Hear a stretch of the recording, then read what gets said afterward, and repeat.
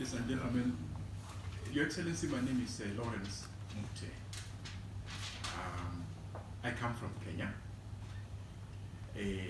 I am the Vice Chairperson of the African Commission on Human and People's Rights. And I also serve as a Special Rapporteur on Freedom of Expression and Access to Information in Africa. Your Excellency, I must begin by saying that we just met one of the parliamentary committees, and I think there were 4 women and 1 man on the committee.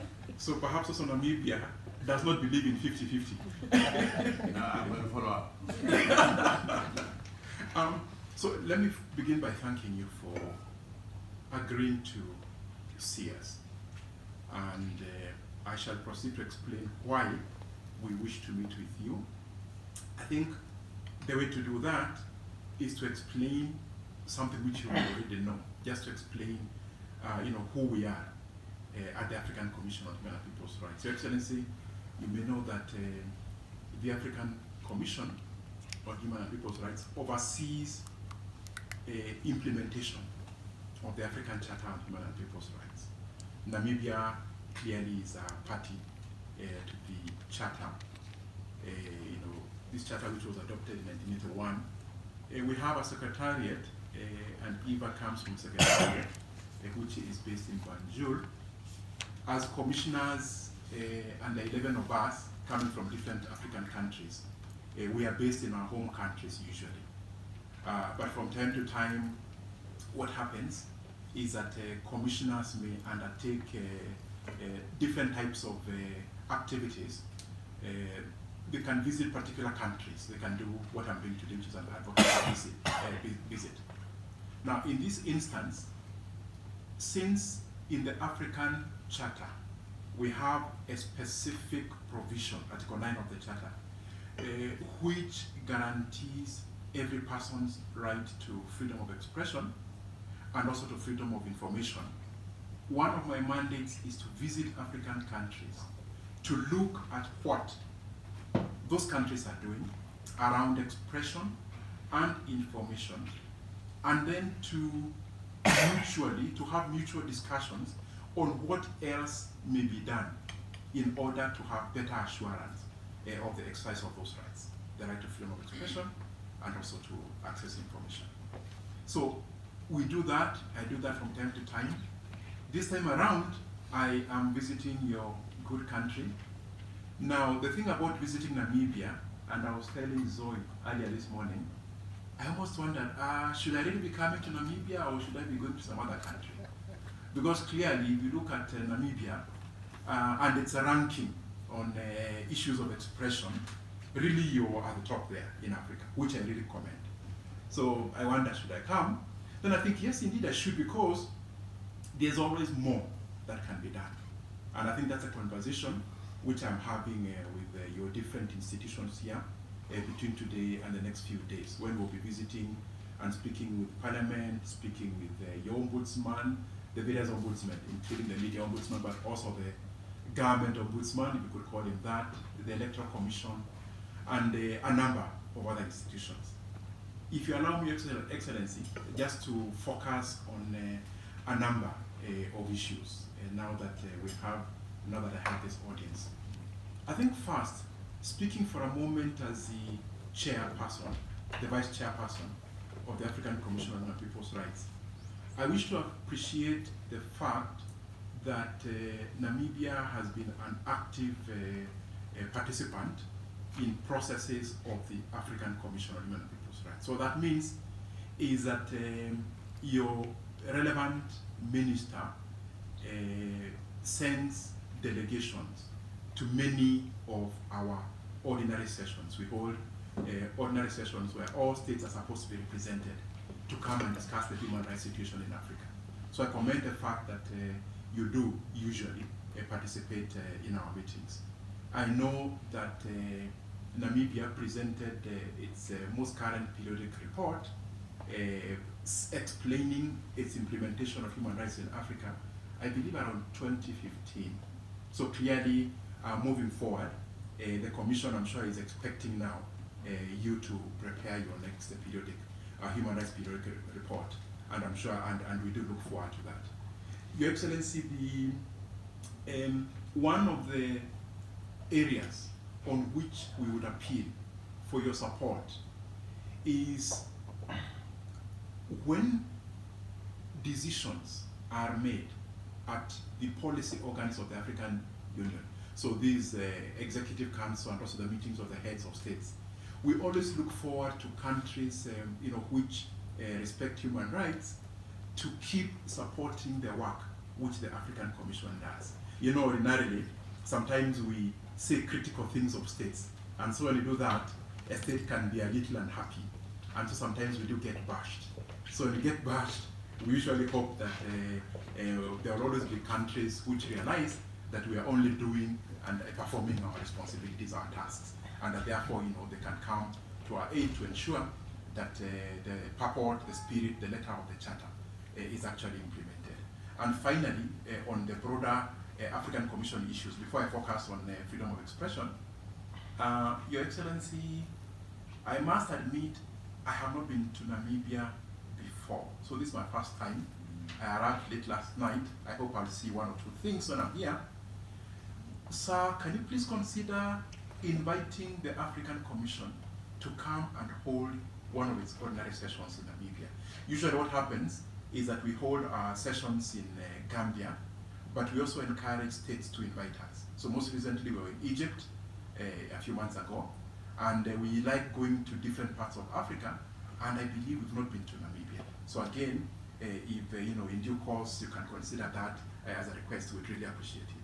Now focusing on then issues of expression and particularly access to information, and the point I already made, which is in terms of the relevant rankings, Namibia is doing quite well.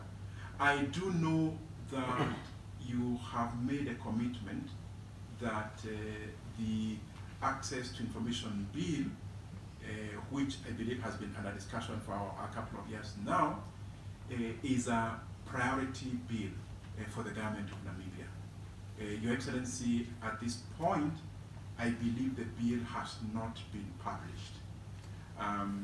We already have had discussions with the relevant parliamentary committee where we have indicated that as soon as a bill is published, we and me, my mandate, and Dr. Shylon here, who is this very excellent expert on these issues, we are offering our technical support so that once the bill is published, we can also, alongside Namibians, perhaps provide some technical advice on how to ensure that the bill is responsive to the best standards on the continent and also in the world. In that regard, I should mention that the African Commission, this commission, and my mandate as special rapporteur, we usually prepare instruments, soft law instruments, to interpret Article 9 of the Charter. So what we've done is that we have an instrument called the Model Law on access to information in Africa, or for the Model Law for access to information in Africa. Now that Model Law, the idea behind the Model Law is not that we come with it and tell a state, use this, copy and paste, not at all. What we say is that this Model Law provides guidance, suggests critical principles on issues of information, which then each government, each country should look at in terms of their context, but please ensure that then those principles are taken account of as a particular bill is being prepared. So in your case, where for example we speak about the primacy of freedom of information law, where for example we say that once you pass that particular law, you should not then have other laws which contradict the fundamental provisions of which are established in the freedom of information law. Where, for example, we say, we encourage the government, we say, your law should require state agencies and others to proactively put information to the public, proactive disclosure. We say, do not hide information under the table. We say, information is extremely important, not just as in and of itself, but because it actually helps a mother whose child is unwell to know which hospital to go to. It helps a father who wishes to take his child to school. So again, in respect of the right to education, or even basic economic things, water, of course, civil and political rights like elections, the right to vote and all that. So, Mr. President, Your Excellency, this, when you look at that model law, it has all this number of principles: proactive disclosure. How do you keep records? How do you keep public records to make sure that they are available? How do you ensure that people who have disabilities are also able to access information? Information to be in accessible formats. Now, so when you allow us, when we are allowed to review the law, your draft bill, we then obviously use the principles, the model law, to make suggestions on what else you could include. Now, I think let me address two more issues. One, I recognize, Your Excellency, that you're going towards an election in the next few months. There are good practices which we encourage in Africa, and there are also practices which are not so good, which we discourage. One of the concerns we have had in the last few years is that a number of African countries are taking the instinctive approach simply of shutting down social media around the election time. And we're thinking, yes, instinctively you think shut down social media because that will mean that people do not spread rumors. Actually, in fact, it's counterintuitive. Actually, that does not work. In fact, our sense, our view is that we should always aim to allow debate. We should not shut down platforms. Of course, there will always be issues of regulation, and we have never discounted the importance of regulation. But shutting down as a reaction, in a sense, is killing a mosquito with a hammer. We should not use a hammer to kill a mosquito, because actually, most likely we'll not even be able to kill the mosquito. We'll just dent the table. So, Your Excellency, we encourage Namibia to recognize that how we deal with social media today should be on the basis of the fundamental right to freedom of expression, the sorts of protections which we have put in place to ensure that print media and radio do not violate anyone's rights, of course, would also apply where we are speaking about social media. I think I should stop for now, because perhaps there may be more clarifications I would wish to make. But really at this point, it's to emphasize that what we thought we must do this afternoon is pay this courtesy call to you, appreciate the work which you're doing, call upon you to ensure that the bill is published as soon as possible, and encourage you to ensure that Namibia remains at the top and even goes higher in terms of media rankings, and you do that by ensuring implementation of Article 9 of the African Charter on People's Rights. Thank you very much, Your Excellency.